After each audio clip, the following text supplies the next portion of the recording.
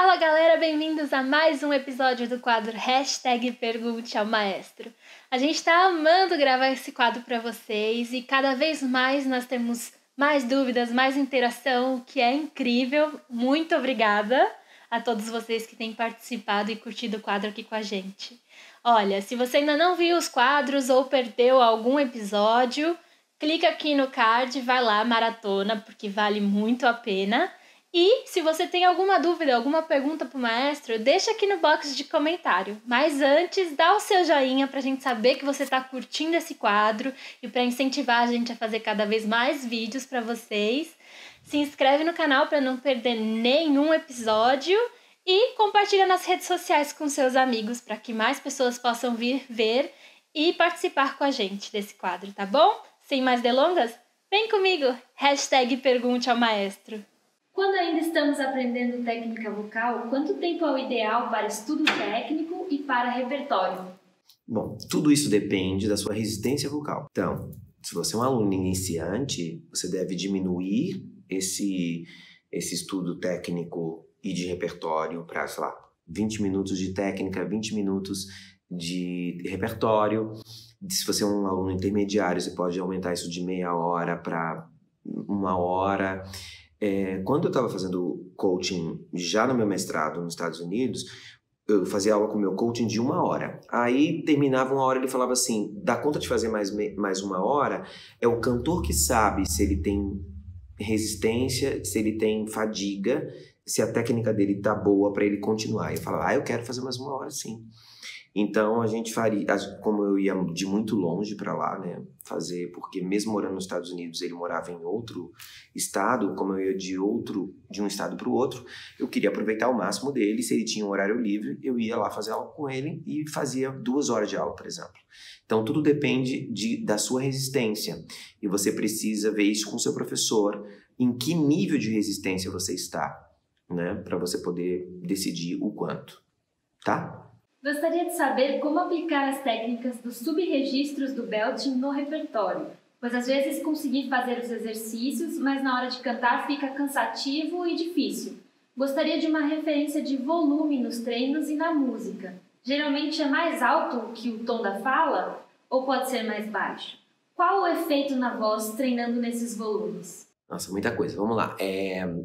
Primeiro, colocar subregistro no canto é difícil mesmo. Porque quando você articula e interpreta, você aumenta a pressão subglótica, uma série de coisas aumentam. Então, aquilo que estava fácil numa vogal, num calling de subregistro, se torna difícil na hora que você vai cantar. Então, é importante que você tenha um professor para te ajudar a fazer essa transição. Um professor capacitado em belting contemporâneo que faça a transição da voz muscular para a voz de performance, que a gente chama. Segundo, quando você fala de volume, eu sempre, no estudo, penso que o meu volume pode ser menor. Estudo sempre com Mindvox, procuro o máximo possível diminuir o volume da voz para que eu não tenha muito esforço. E na hora que eu preciso, que os músculos estão prontos, que está tudo certo, eu posso até colocar um pouquinho mais de volume, mas eu tenho que estar sempre em mente que eu tenho um microfone para me amplificar, porque isso vai fazer com que o meu estudo renda mais, tá? Porque eu não gasto a voz. Não sei se eu posso dizer gasto, mas é sempre melhor você pensar num volume menor. O meu professor dizia sempre essa frase, quem canta piano, canta forte. E ele tem razão um pouco, assim, porque eu percebo que os alunos que têm controle de dinâmica são os alunos que conseguem fazer melhor, forte, piano. Os que cantam forte o tempo inteiro provavelmente estão com algum desequilíbrio muscular e fadigam com muita facilidade. Então, o uso do TA com muita força vai te fadigar. Então, procure usar com volume menor, pelo menos nos estudos. E com o tempo, na performance, validando com esse volume. Mas pense sempre em menos volume. Eu acho que isso vai ajudar você, principalmente no seu estudo. Tá bom? Gravando.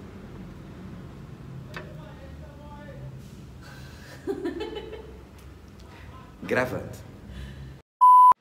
Mesmo sendo permissível o aumento de massa na borda dele, se aumentar demais, irá fadigar e perder graves? Temos que dosar a massa na borda tênue, quase como na densa? Bom, eu estava até tendo essa conversa com a doutora Silvia a respeito de massa. Na verdade, na borda tênue, você não aumenta a massa. E mesmo na borda densa, é o aumento de massa recrutável. Quanto você está recrutando do músculo? Então, vamos pensar assim.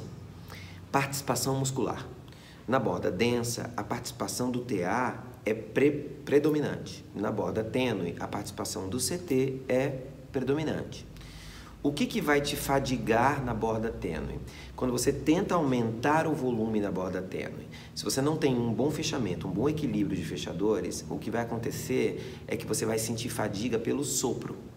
Então você vai sentir que você está fazendo força demais para poder emitir um som mais forte, porque a borda tênue não vai ter a mesma força da borda densa. Então, quando eu ensino Belting contemporâneo, o meu objetivo é sempre diminuir o registro de borda densa, aumentar o registro de borda tênue, em questão de volume, para que eles dois se juntem e eu tenha uma voz só.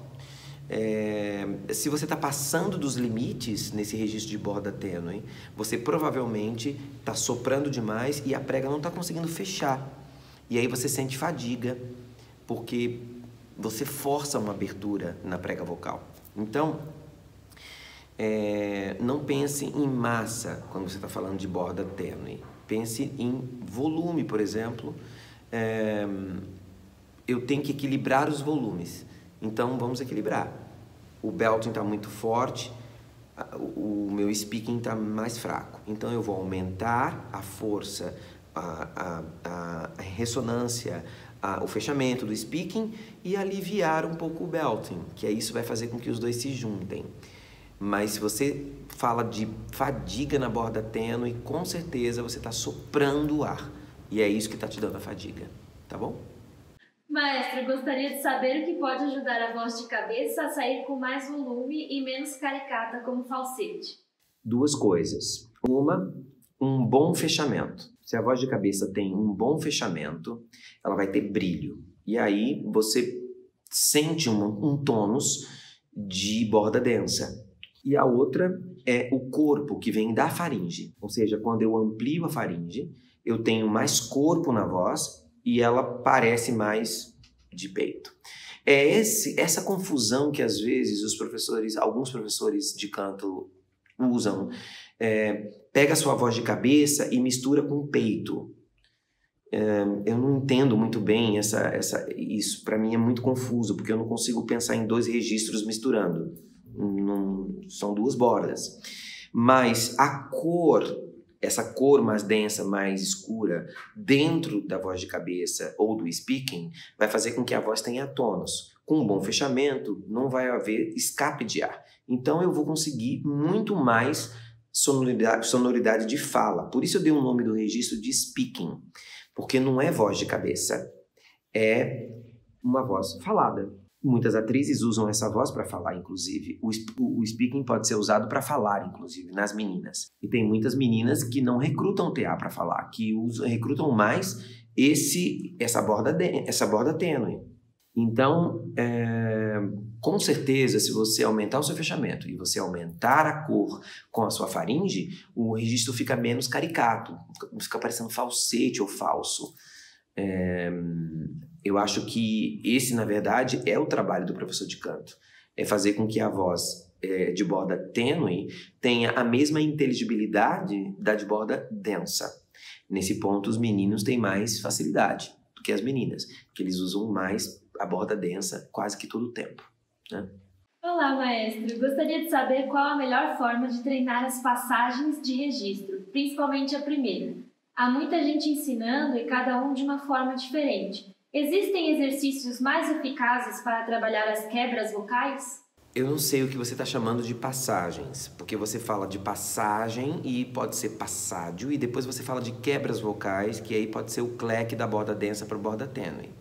Então eu vou aqui supor que você está falando da quebra da borda densa para a borda tênue. A melhor maneira de você trabalhar isso é o que eu acabei de falar. Diminuir o belting, fazer com que a borda densa fique pequena, com menos fechamento, similar à borda tênue, ou seja, parecendo uma borda tênue. e que a borda tênue fique com muito fechamento e força dramática, muita ressonância, similar à borda densa. A partir desse momento, eu vou ter 2 registros que se parecem. Aí, na hora de fazer a passagem, eu posso usar alguns recursos. Por exemplo, deixar vazar um pouco de ar durante a passagem para que eles não tenham clack. Usar a cavidade nasal como condutora também pode ajudar. Mas cada voz responde de um jeito. Eu tenho, nesses 30 anos de carreira, muitos alunos alunas que têm similaridades e tem muitos alunos que têm discrepância. Assim. Por exemplo, eu tenho alunas que sobem mais de belting do que de speaking. E é esquisito, mas é uma particularidade dela. Então não dá pra gente dar bula e fórmulas por aqui. Você precisa descobrir qual é o seu problema. Por exemplo, a borda densa é muito grande, quando troca fica falso a borda tênue. É uma coisa. Ou a borda tênue é muito forte, quando desce para a borda densa tem um clack porque nunca recruta o TA, então a voz fica mole. Então não tem como eu saber exatamente qual é o seu problema na junção dos registros. Eu dei essas 2 possibilidades, mas você tem que descobrir qual é a sua dificuldade, vamos dizer assim, quando você está fazendo troca de registros, se foi isso que você se referiu à passagem, tá? Olá, maestro. Gostaria de entender se é a falta do TA que produz voz soprosa ou se é o trabalho do CT. Agradeço. Olha, a voz soprosa, eu, Marconi, considero como sendo a manutenção do ataque suave. Então, eu faço um ataque suave e faço uma manutenção. Estou falando da voz soprosa saudável, tá? Isso tem a ver com intrínsecos e não com TA só. Claro, tudo tem a ver com TA, porque o TA é o músculo que emite o som. Mas a maneira como eu fecho ele e a manutenção do ataque suave, que é uma coisa que não tem muito em nomenclatura e também não tem muito em bibliografia, foi a maneira que eu encontrei didática de falar para o aluno. Você faz você mantém um ataque suave. Então, é uma metáfora que funciona. Isso tem a ver não com TA ou CT, tem a ver com intrínsecos fechadores, abdutores e adutores. Então, o equilíbrio da elite vocal está um pouco diferente.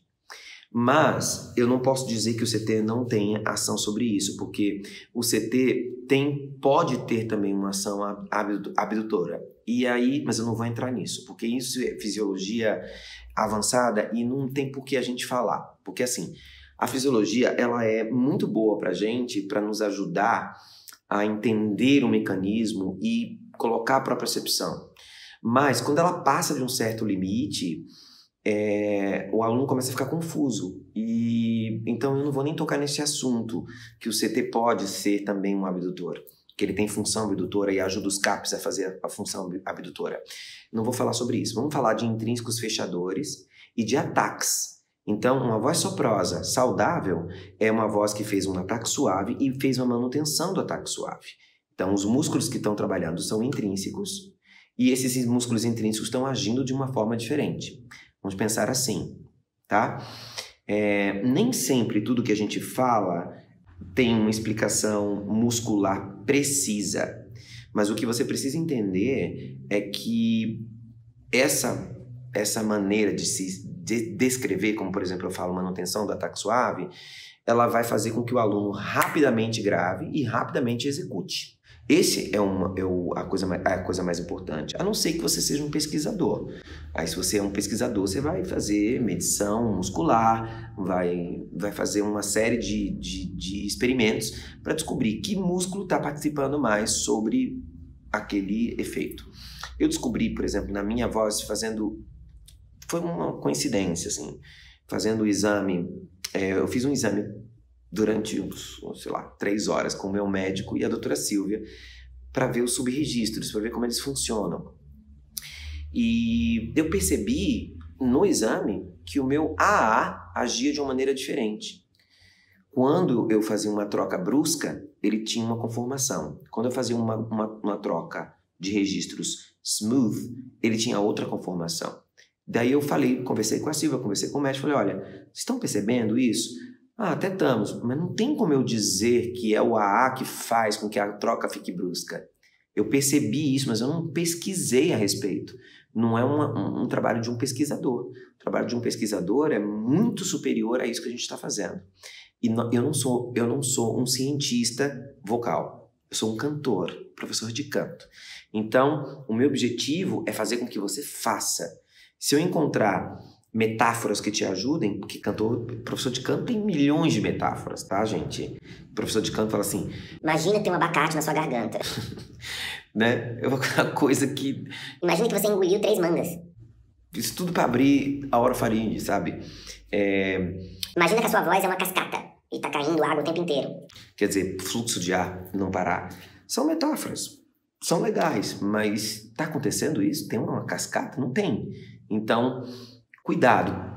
É legal saber musculatura, é legal entender que músculos estão participando, mas não é legal tentar entender se a fibra interna do TA está fazendo, que, sabe assim, nós não somos pesquisadores a esse ponto, a não ser que você queira ser. Aí você vai fazer um curso de fisiologia com uma pessoa especializada. Pega a doutora Silvia e você vai lá analisar fibra, qual é a parte interna, o que está fazendo a parte interna do TA, a fibra oblíqua do AA, sabe assim?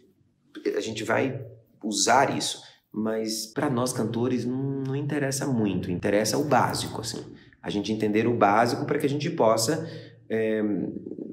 fazer com que o som saia sempre do mesmo jeito, pensando naquele músculo. Então, o que seria uma voz soprosa saudável? Eu tenho uma voz normal, minha voz não é soprosa, e eu faço ela soprosa, então eu diminuo o fechamento, então aparece um pouquinho de ar. Cuidado, não confundir voz soprosa com voz soprada. Eu vou dar um exemplo. Voz soprosa é essa voz aqui, que tá parecendo que tá vazando um pouquinho de ar. Mas eu consigo ficar na sensação de apneia e ainda assim fazer essa voz, ó. Janeiro, fevereiro, março, abril, maio, junho. Agora, quando eu sopro a voz, e eu chamo de voz soprada, é aquela voz que tem sopro em cima dela. E essa, janeiro, fevereiro, março, acabou meu ar. Então, essa não é uma voz soprosa, essa é uma voz soprada, e essa não é boa. Ela te deixa com pouco ar, você sente fadiga na prega vocal, então essa não. Por isso que no meu livro, quando eu falo de voz soprosa, eu falo sempre em dinâmicas piano e pianíssimo, porque aí eu fico com essa sensação de flutuação e canto meio Mariah Carey, né? I'm thinking of you. E essa coisa mais sexy, que é extremamente usável e extremamente tranquila. Nunca vá para a voz soprada, tá bom? Maestro, estou há alguns anos estudando essa técnica, mas apenas 2 anos que realmente me dediquei ao estudo e até estou fazendo algumas aulas nas férias com você. Mas no último semestre, consegui fazer um exame de laringoestroboscopia e estou com início de nódulos. Acredito que estudar sozinha e fazer algumas coisas erradas pode ter ajudado no aparecimento deles. Mas é claro que, por ser professora pedagoga, o maior problema é a fala. Minha dúvida é, paro de estudar o belting para fazer o tratamento ou eu posso continuar treinando e tratando ao mesmo tempo? E se você tem alguma dica para a fala, como dar aula falando e não prejudicar as pregas vocais? Excelente pergunta. Isso acontece muito. Primeiro, se você fez alguma aula comigo, você disse que fez alguma aula nas férias comigo, alguma coisa, eu é que devo ter te pedido esse exame de laringoestroboscopia, que eu devo ter ouvido alguma coisa e devo ter te pedido. Isso é uma coisa muito importante, gente. Não faça a aula sem ter um exame, porque o professor pede, e os meus professores capacitados aqui do estúdio reclamam, maestro, eu peço, eles não fazem. Eu peço, eles não fazem. Esse exame, ele não é só bom para o aluno, ele é bom para o professor também, porque o professor se protege. Porque o aluno pode chegar e dizer assim, ele tem um nódulo de fala, ele faz, eu fiz 2 aulas de belting e fiquei com nódulo. Isso não existe. Você não pega um nódulo como se fosse um vírus, e aí, entendeu? Não é assim. É por esforço, é por uma série de coisas, e geralmente você deve ser mulher. Geralmente a mulher tem uma facilidade de ter nódulos pela voz falada. ela está certa em dizer, você está certa em dizer isso. Sua voz falada pode estar causando isso, né? É esse nódulo. Então, professores de canto, o aluno chegou com algum tipo de algum tipo de distorção na voz, seja areada, seja fraca, ou seja áspera, você tem que pedir o exame, porque até para você se proteger e para você poder ajudar o aluno. Por exemplo, nesse quadro de pré-nódulo que ela está dizendo, eu mandaria para fono para consertar essa voz falada de uma vez e pararia com o estudo do canto até ela ter alta da fono. É importante que pare, porque não é que vai piorar, mas você precisa cuidar do seu placement de fala antes para eu poder trabalhar num campo mais limpo, entende? Então, eu sempre... Ai, desculpa, eu rotei. Tomando chá, tô preso, não tem esse problema. Eu sempre peço para os meus alunos para fazer exame, não só quando ele chega, mas também semestralmente, para a gente ver o que está acontecendo. Que assim, o aluno, ele sempre vai... Eu já vi isso acontecer comigo, dele chegar na aula e dizer assim... Eu tenho um nódulo bilateral, porque eu estudei com fulano de tal e ele me deu esse nódulo. Acho difícil que o professor te dê um nódulo, porque assim, você fez alguma coisa, ou a sua fala tá ruim, né? E a técnica piorou. Mas você disse para ele que você tinha esse nódulo? Você fez exame antes? Ele precisa saber. E o tratamento com a fono para o nódulo é indispensável. Então, por isso que eu sempre trabalho com um médico e uma fono junto, para que eu possa encaminhar para um ou para outro.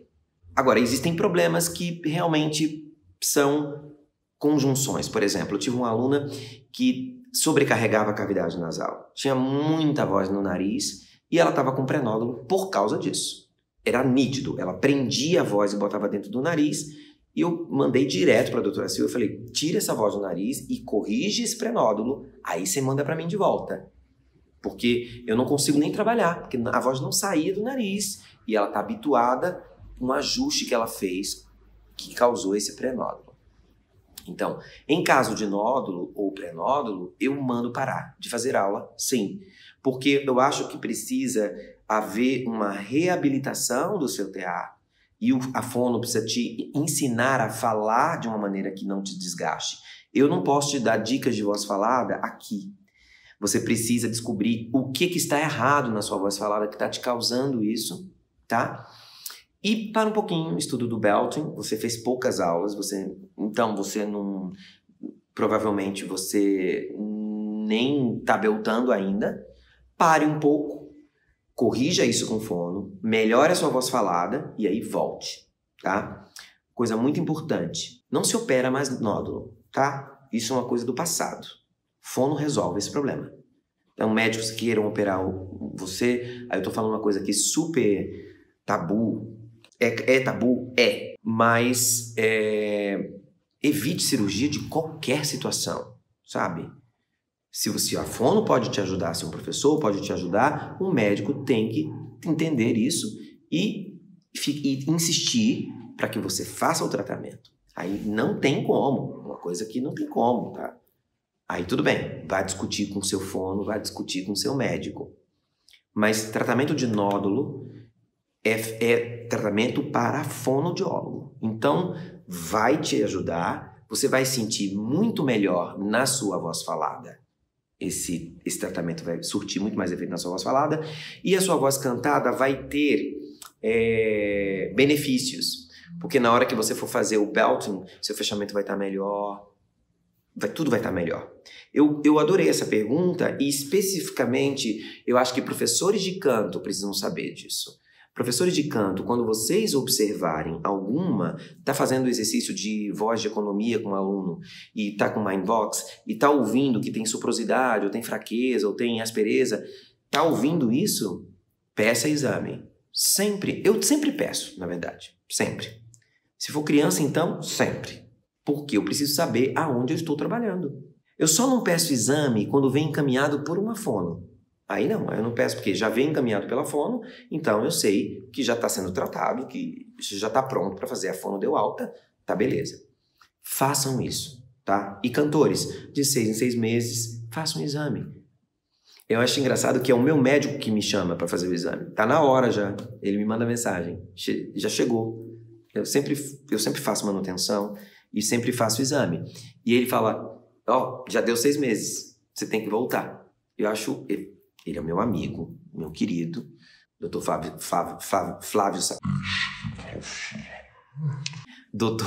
Sakai, que é um grande parceiro e é meu amigo. Ele mesmo manda para mim. Tá na hora de fazer sua manutenção. E ele vai ver só pregas vocais? Não, eu tenho rinite alérgica. Ele vai ver tudo, nariz, ouvido. Vai fazer um check-up. Que custa fazer um check-up de 6 em 6 meses? Faça.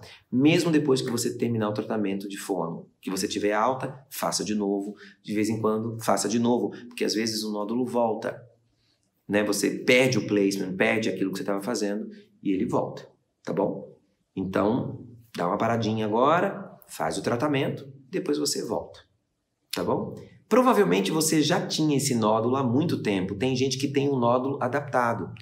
Então ele já tem aquele nódulo ou um cisto adaptado e a pessoa nem sabe, um sulco, e ela não sabe. Aí quando ela faz o exame, ela volta para mim e fala, eu tenho um sulco. Eu falo, calma, você nasceu com ele, fica tranquilo.